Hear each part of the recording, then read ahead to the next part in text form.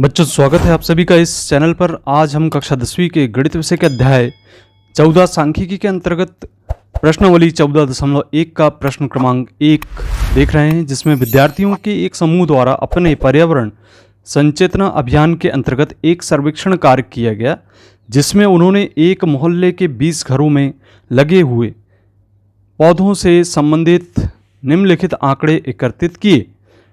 प्रति घर माध्य पौधों की संख्या ज्ञात करना है, जबकि पौधों की संख्या यहाँ पे जैसा कि हम देख रहे हैं यहाँ पे ज्ञात है। 0 से 2, 2 से 4, 4 से 6, 6 से 8, 8 से 10, 10 से 12, 12 से 14 और घरों की संख्या क्रम से 1, 2, 1, 5, 6, 2, 3 ज्ञात है। यहाँ पर हमें माध्य ज्ञात करने के लिए आपने किस विधि का प्रयोग किया यह बताना है और क्यों किया। तो जैसा कि हमें सारणी ज्ञात है जिसमें पौधों की संख्या हम कुछ इस प्रकार से लिख लेते हैं और इसे अब सरल करते हैं। तो यहाँ पे पौधों की संख्या और घरों की संख्या क्रम से हमें दी गई है, ज्ञात हैं। हम इस प्रकार से लिख लेते हैं और फिर घरों की संख्या को Fi लेते हुए, जो कि आवृत्ति है, उसका योग कर देते हैं। योग करने पर हम पाते हैं कि इसका योगफल 20 के बराबर प्राप्त होता है। और इसी तरीके से अब हम xi वर्ग चिन्ह ज्ञात करेंगे। इसके लिए हमने आपको बताया था कि इन दोनों का योग करके 2 का भाग देना है। तो दोनों जो सीमाएं होती हैं उनका योग करना है, क्रमशः भाग देते चलना है। तो 0 और 2 का योग करने पर 2 और 2 में 2 का हम भाग देते हैं तो 1 प्राप्त होता है। इसी तरीके से 2 और 4 का योग करने पर 6 प्राप्त होगा, 6 में 2 का भाग देंगे तो 3 प्राप्त होगा।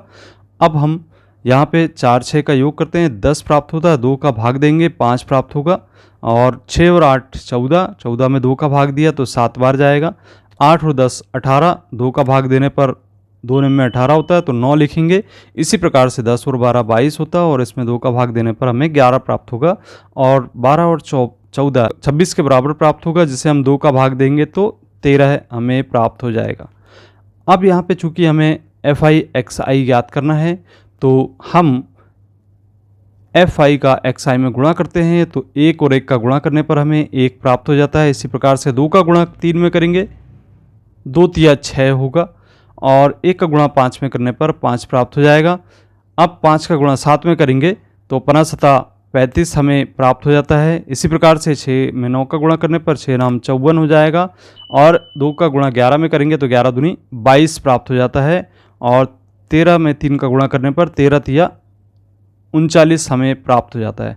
अब हम इनको योग कर देते हैं। योग करने पर हम पाते हैं कि इसका योगफल 162 के बराबर प्राप्त होता है। जो हम यहाँ पे एक उपयुक्त विधि का उपयोग करते हैं, तो यहाँ हमने प्रत्यक्ष विधि का उपयोग का सूत्र लिखा है x बार बराबर सिग्मा Fi xi बटे सिग्मा Fi।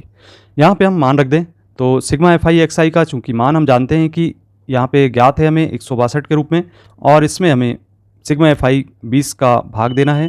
तो हम सबसे पहले 20 का भाग देते हैं। तो 20 का पहाड़ा पड़ने पर हम देखते हैं कि 20 में का पहाड़ा पड़ने पर 8 बार यहाँ पे 160 प्राप्त होता है। फिर शेष 2 बचेगा, दशमलव लगाएंगे, शून्य लगाएंगे और 1 बार भाग चला जाएगा। इस प्रकार से जो माध्य हमें ज्ञात होता है वह होगा 8.1। तो जो पौधों की माध्य संख्या है वह हमें 8.1 पौधे प्राप्त हो जाती है।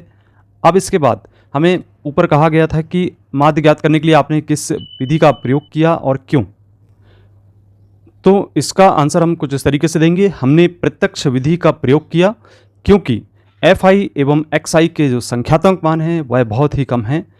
तो बच्चों, इस तरीके से हमें इस प्रश्न को सरल करना था। आपने अभी तक इसी प्रकार के कंटेंट नहीं देखे हैं तो आप ऊपर आपको उनकी वीडियो की लिंक दिखाई दे रही है आपके स्क्रीन पर, उनको क्लिक करके आप देख सकते हैं। और यदि आपने अभी तक चैनल को सब्सक्राइब नहीं किया तो सब्सक्राइब कीजिए। मिलते हैं इसी प्रकार के कंटेंट को देखने के लिए। धन्यवाद।